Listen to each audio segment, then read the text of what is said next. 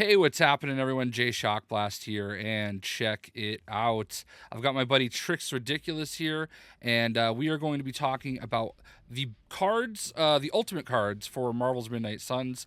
I want to start off the video by making sure I let everybody know that I am a 2K Next Maker and sponsored by Marvel's Midnight Suns. So Trix isn't, though, so he'll be honest, and I will shill. No, I'm kidding.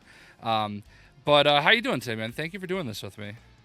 Doing well, man. How you doing? I'm doing great, and it's so great that the game is finally out. I know that we've been talking about it for a long time, and that you've been super excited about it. And I would say that out of all the content creators out there, you are probably the one I was most excited to see play it, because I honestly think the world of the way your mind works, if you will. I think you're a super smart guy, and if anybody's going to understand the way all of this works, I definitely knew it was going to be you. So first things first, how is everything living up to what you were hoping and expecting with Midnight Suns? Absolutely love it. I love everything about the game. I wouldn't change a thing. The only thing I would change is I want more of it. Yeah. How far are you at this point? So I'm on the final mission. I Okay. think what I believe is, yeah, because I just talked to the caretaker and it says it's the final mission. So now I'm like, well, I'm going to do 100,000 side missions first. So that's where I'm at. That's exactly what I did. I Yeah. think I was on day 125 when I Yeah. actually finally beat the game. So I mean, there's reasons for that, but there's also like I just didn't want it to end, and I Mhm. feel like that's what a lot of people are doing. One of the things that they said in the lead up to the game is that they didn't foresee people being able to unlock all of the Midnight Sun suits, because Yeah. also with the Midnight Sun suits comes their ultimate legendary card, their ultimate ability. And I am finding that everybody is spending as much time as necessary to unlock every single one of those cards, because they are phenomenal. Um, we're going to talk about each card individually in just a moment, and then at the end we're going to rank the cards based on our favorites. So like we'll start it, so the hunter has two and then everybody else has one, and we'll start at the bottom and just work our way up. And I'm sure that your answers are going to be way better than mine, but like I still I feel pretty good about all the cards in general. I don't think there are any stinkers in there.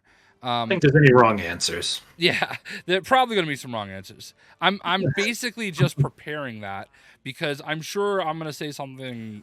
Trix is going to be like, "Why did I do a video with this guy?" No, anyway. So let's start off with the first one that you unlock, which is Storm. Hold on, Bladestorm. Did not mean for that to happen. So Bladestorm is the hunter's damage and forceful knockback. Each enemy in an area, draw a card for each KO, 50% chance to apply one vulnerable. So before I say anything about it, what do you think about this card? For heroism. Solid card, very solid card, and I think the vulnerable piece might be a mod that you have on it, Gotcha. specifically. But That's right. yeah, I did but mod that no, card. just in a general sense, yeah, it's forceful knockback in a pretty sizable area. Draw a card for each KO. Very solid card.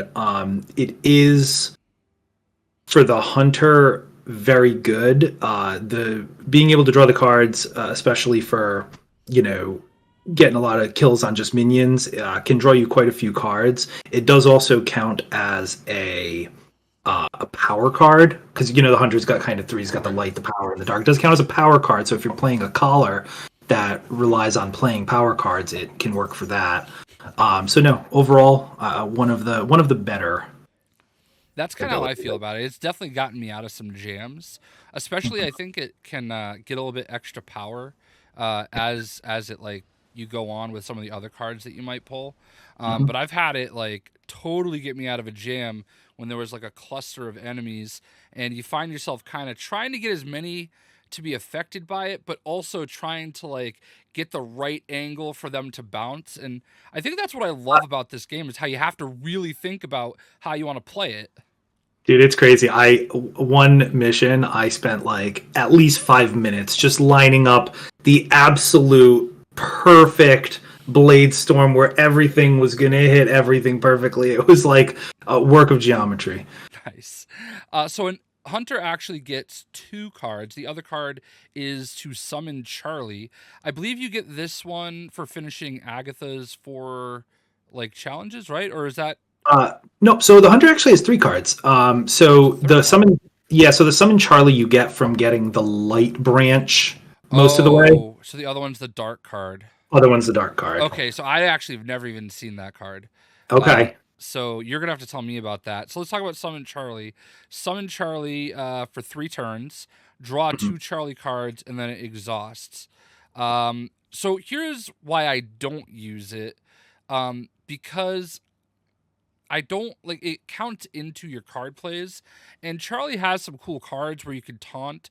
So I guess it's a good play for 4 heroism if you need like somebody to taunt and maybe take some damage off your other heroes. But I don't love using Charlie's cards in lieu of some of my other characters' cards when I have them in the group.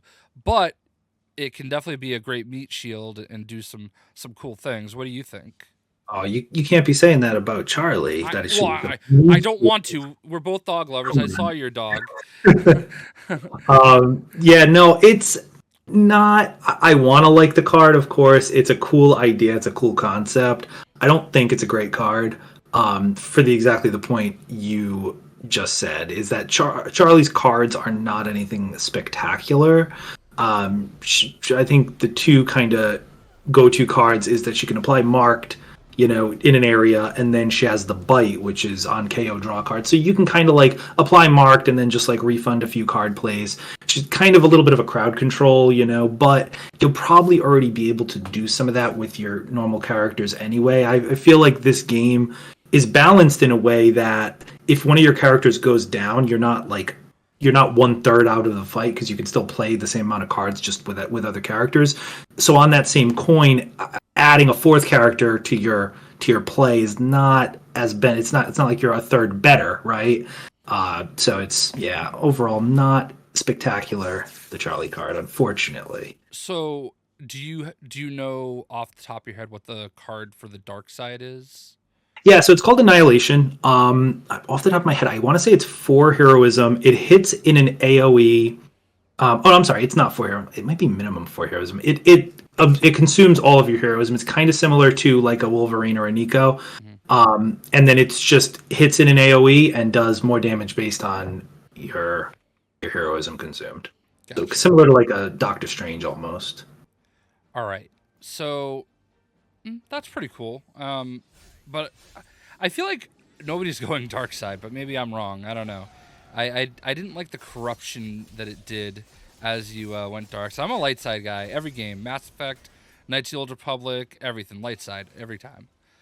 Are you light or are you? Yeah, I went light. Yeah, so I went completely light all the way to start. I am now like having dark conversations. Like towards the end of the story, I started just forcing dark conversations to get it back to the dark side. And I feel like I just felt like such an ass, I'm like, these characters are talking and I'm just like, oh, do I do the dark answer? I was like, well, I do want the point in darkness, but God, I sound like such a jerk. And then sure enough, I'm like, I wish I didn't say that, Just have nothing but conversations with Magik. Yeah. Because you got to do the dark answer for like everything for her.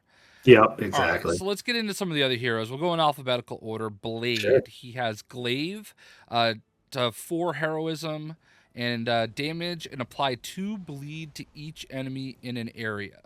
What do you think about Glaive? Yeah, so Glaive is okay. Not crazy about it, and I think the upgraded version is if anyone in the area already has bleed, it does double to them. It's okay. It's, I guess it's okay for Blade, who's not really he's not a heroic card user. A lot of his attacks are, low on the heroic cost. So if it's going to be your 1 heroic card for him, it's not that bad. Personally, I don't love the bleed mechanic. I think it's a little slow. So not super crazy about Glaive. I kind of feel the same way. It's definitely, I mean, spoiler, probably going to be my last ranked one. But yeah, I have a worse one than that. okay. Yeah. I don't think I don't think any of the cards are necessarily bad. It's just one that when I get it, I sometimes discard it because it's expensive and not always worth the cost as far as I'm concerned. So Yep. next up we have Captain America's Shield Charge. Consume all block to damage each enemy in a line. Um, I'm gonna guess this might be the one. This one is absolutely S tier. Uh, Oh, this one oh, you interesting. thought this was the lower one? Yeah. Oh no, this might be one of the best. Okay. So and it's just this it goes a little beyond just the card itself. It plays into Captain America's kit, right? Because so the upgraded version is you draw a card for every enemy hit, Ooh. which can be a lot of cards drawn.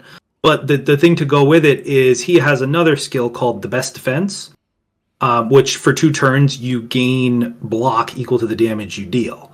So you consume your block, all of your block, to hit every enemy, and then you gain that much block times. So you're going to go right to max block.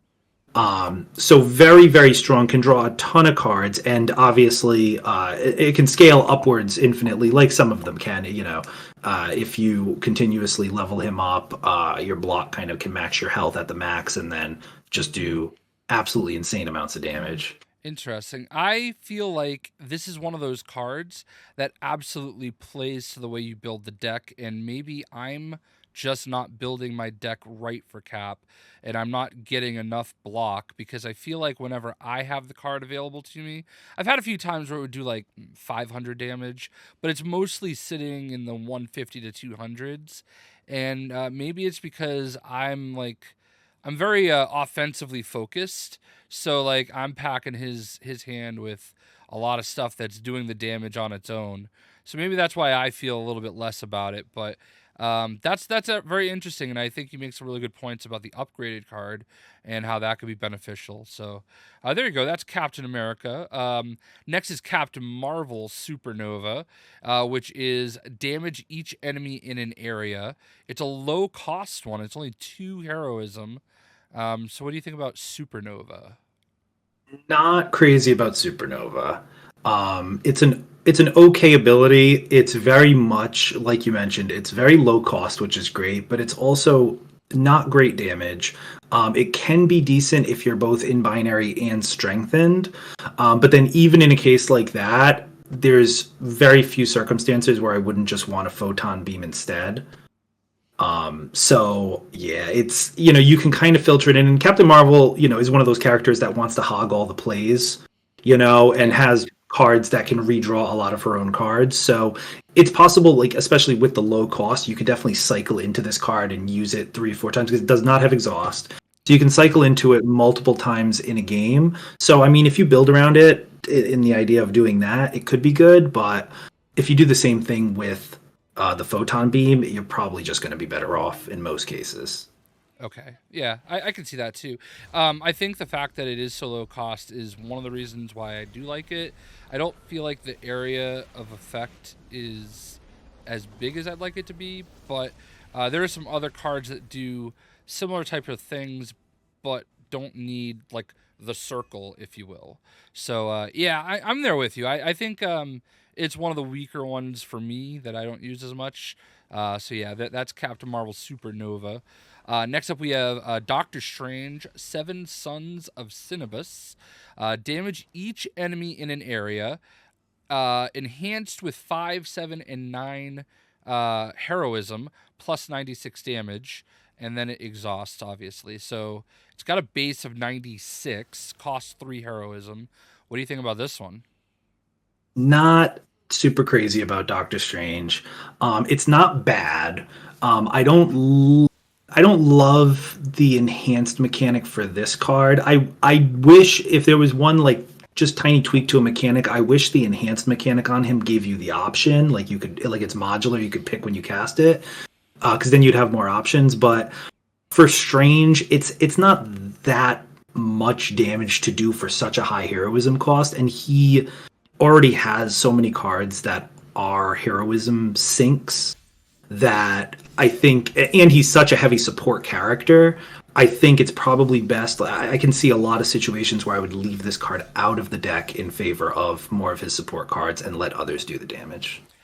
I really actually agree with that. I do think it's a middle of the pack card for me because sometimes when I have him, I don't have the characters that you want to have all the heroism for. So I feel like obviously the biggest benefit of playing this card is if you do get to 9 heroism, but I would think that if you're that high with the heroism, you're going to have somebody else that hopefully would, juice that. You know what I mean? Yeah. So I feel what you're saying there, and I kind of agree. But if you do have that heroism and you can use it, it's definitely a good burn. So, Oh yeah. but that is Doctor Strange. Next up is Ghost Rider Penance Stare. It's 4 heroism.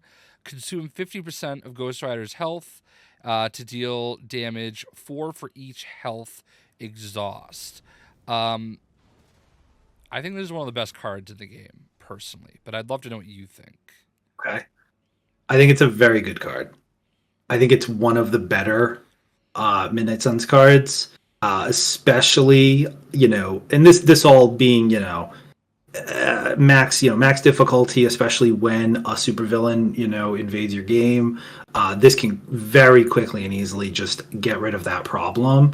It is high risk, high reward, right? And there's definitely if you include it in your deck, there are going to be missions where you probably just never have a strategic chance to use it. But that's what redraws are for, right? So no, Penance Stare, absolutely fantastic. Probably, I would say probably the highest damage card in the game, straight up.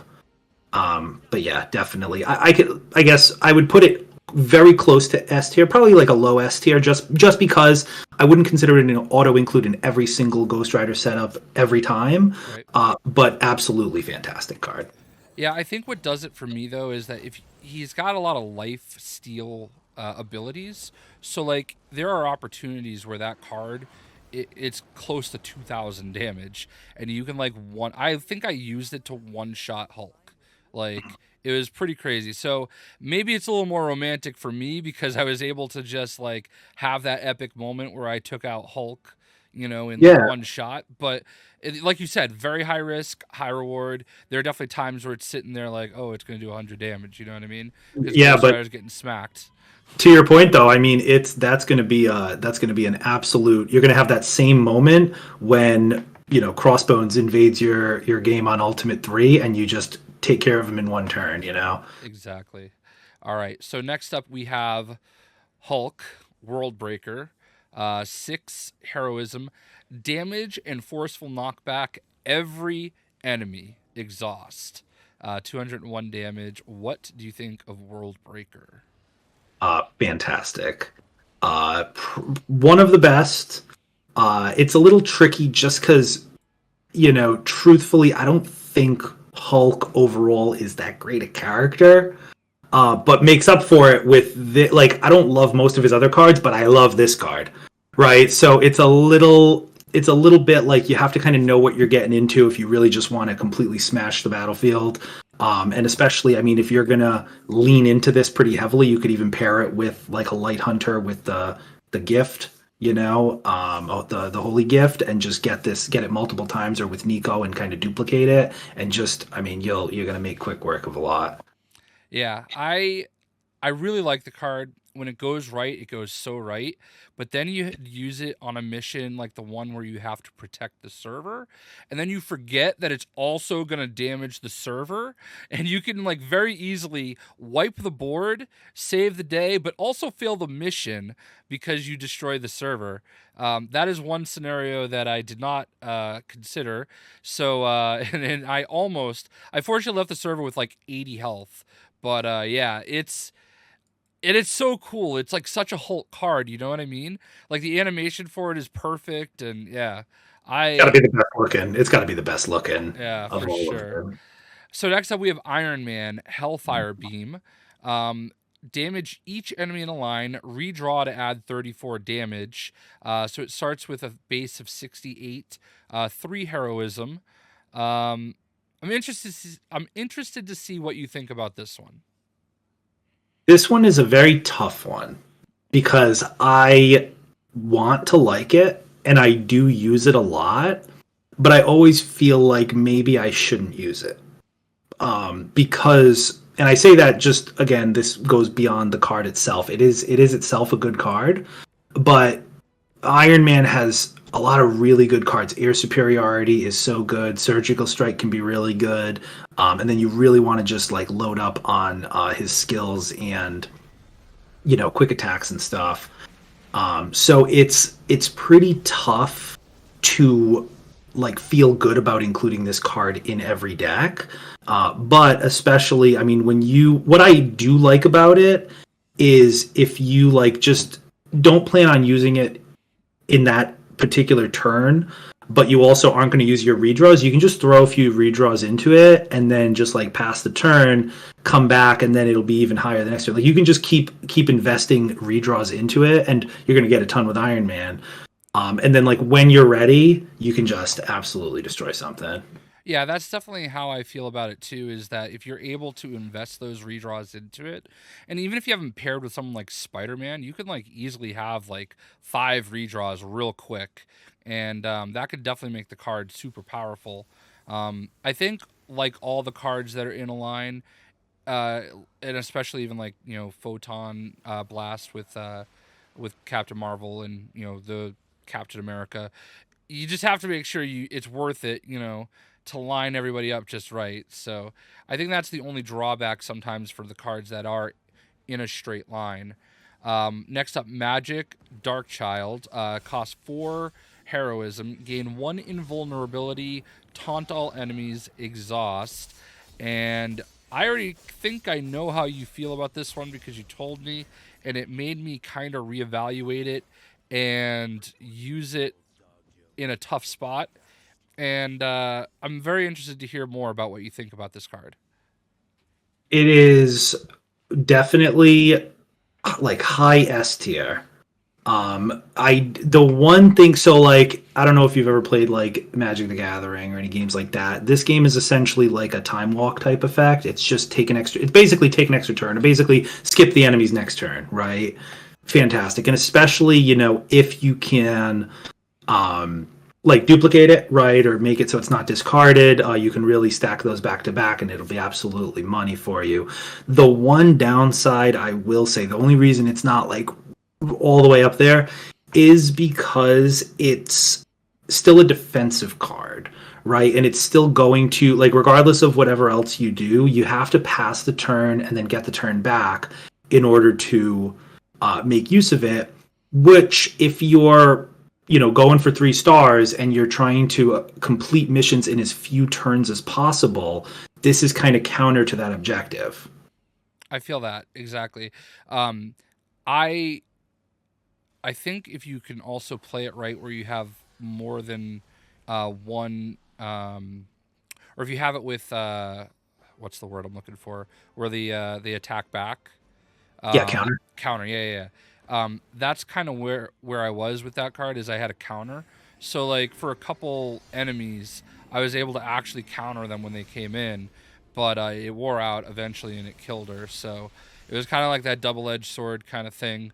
I don't use it very often, but I do see how it could be super strong because, before finally got knocked out, because I had the ones where they duplicate, and I think I was on like round 4 of them duplicating everything, and it cleared the board with those counters. So I definitely see what you're saying, though. It's kind of one of those like, there's a balance to it for sure. So that's Magik's Darkchylde.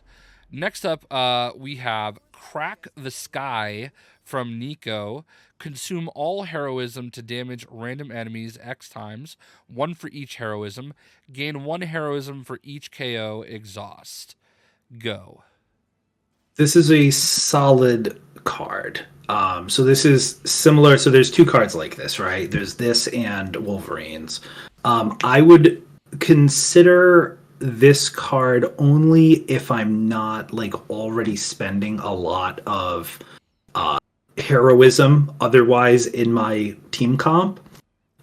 Because if you're playing with characters that generate a lot of heroism and don't use a lot of heroism, you need some way to sink that heroism into something. And so Nico is essentially like the support version of a character who just, if you absolutely just have all this heroism you don't know what to do with, crack the sky is your answer, and can just absolutely rain havoc. So I would say not the best. I wouldn't include it in every Nico deck. But in that situation, when you find yourself in that spot where like you can just play, like I said, again, if you can just like reduce it to 0 and it still counts for the 10, or something to that effect, it could be absolutely money. I had a card play like that earlier where it did exactly that, and it was like the greatest thing ever. I love this card personally. I use Nico a lot. I think Nico might be the best character in the game, and I have a very hard time ranking them. But I have a pretty good deck with Nico. I've got some pretty cool cards that will build up heroism really fast. So I find myself being able to pull it off at 8, 9, 10 quite often, and it's just a crowd clearer for me. So it's a awesome animation too. Oh yeah. So next up is No More, which is Scarlet Witches. Cost 5, consume all health to damage each enemy near Scarlet Witch, 1 for each health exhaust. I would love this card if it left her with 1 health, but it literally kills her, and I think that is the big drawback for it.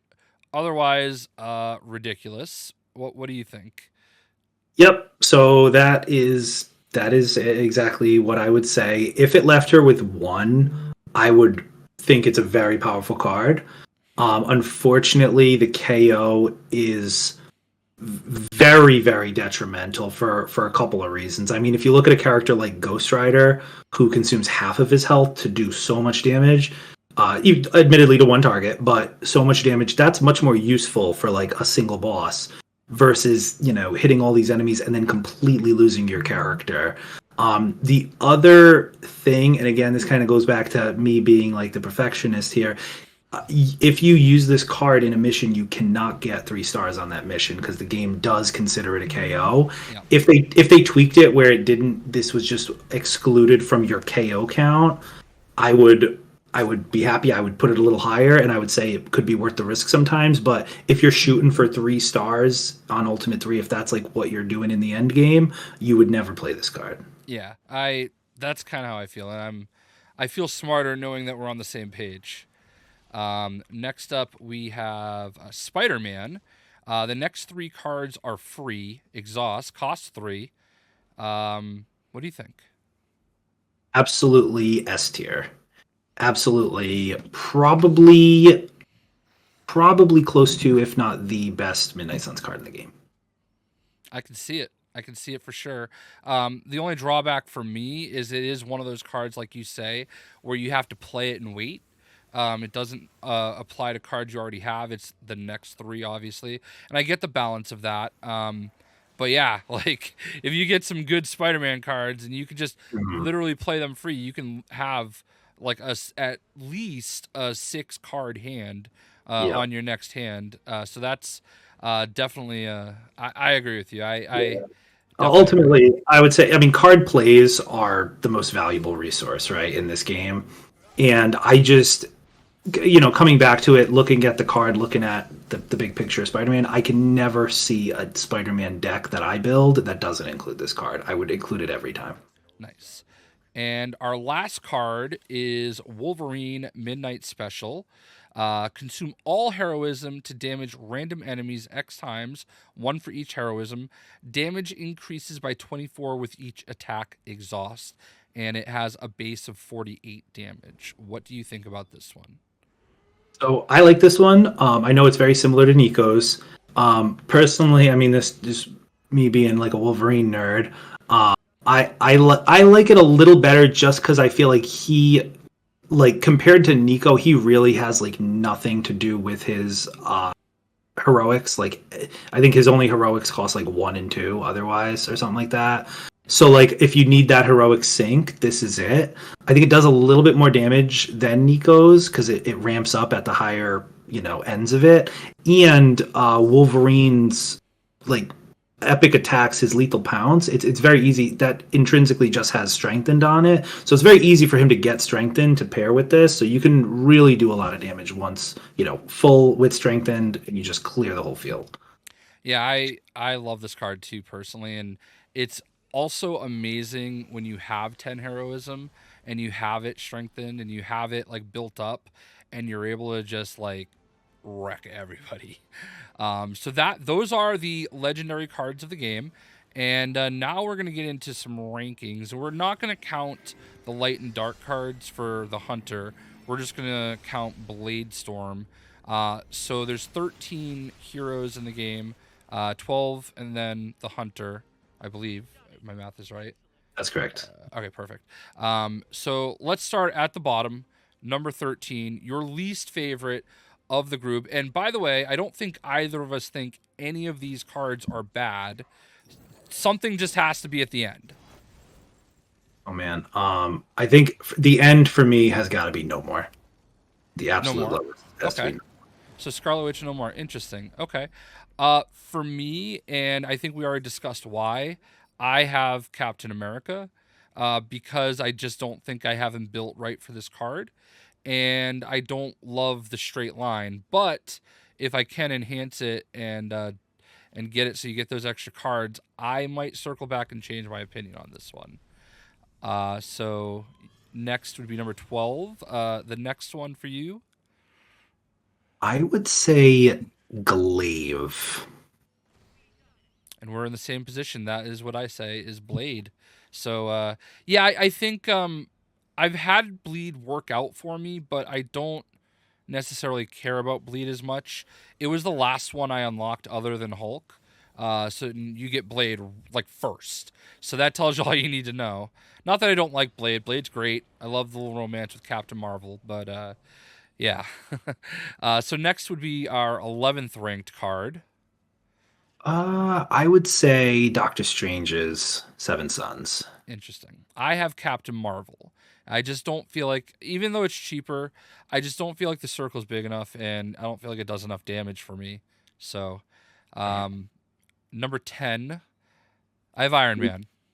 You have Iron Man. I'll put Captain Marvel here. Gotcha. I have Iron Man for kind of the same reason as Cap. It is great if you pile on those redraws, but there's something about the straight line shots where, like, you've got moves, you can position it right, but I don't know. I don't know why I'm okay with knockbacks, but not straight lines. It's weird. Sure. Number 9. Number 9, I'll put Iron Man's here. I think we're pretty grouped together.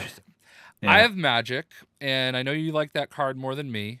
I just don't know that I'm an offensive person, and to like sit there and put my trust in how everybody's going to react to attacking her is a lot for me to take in.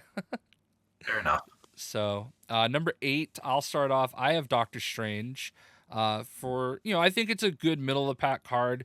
I do like the damage. I don't typically get very high in heroism when I have them, so maybe it's not worth as much. But it's bailed me out in a pinch. Mm-hmm. I will put Nico's, whatever what's it called? Sky. Crack the Sky. Yes. Yeah. Okay. So number 7. Number 7, I will go with Bladestorm here for the Hunter. Okay. I have Spider-Man, which I mostly have it because if you were able to like apply it to cards you already have in hand, I would probably have it like almost at the top. But having to wait to draw more, especially if on your next hand you don't draw anymore, it can be tough sometimes. That's the only reason I don't have it ranked higher. Number 6 for you. Number 6 for me, I think I'm gonna say Ghost Rider's Penance Stare. Okay, I can see that. I have Scarlet Witch. It is. I like it because it can just wipe everything. You know what I mean? I don't like it for the one reason that we both said. It counts as a KO. So it is for me a desperation card. Super powerful desperation card. Number 5. Number 5, I think I'll put Wolverine here. Okay. I have Bladestorm, so we're pretty close on Bladestorm. And I think we've pretty much gone over exactly why. It's just such a great card to like deflect everybody off of everybody. Number 4, I have Hulk. And the reason why I have him not a little bit higher is because I did almost fail a mission by almost destroying that server.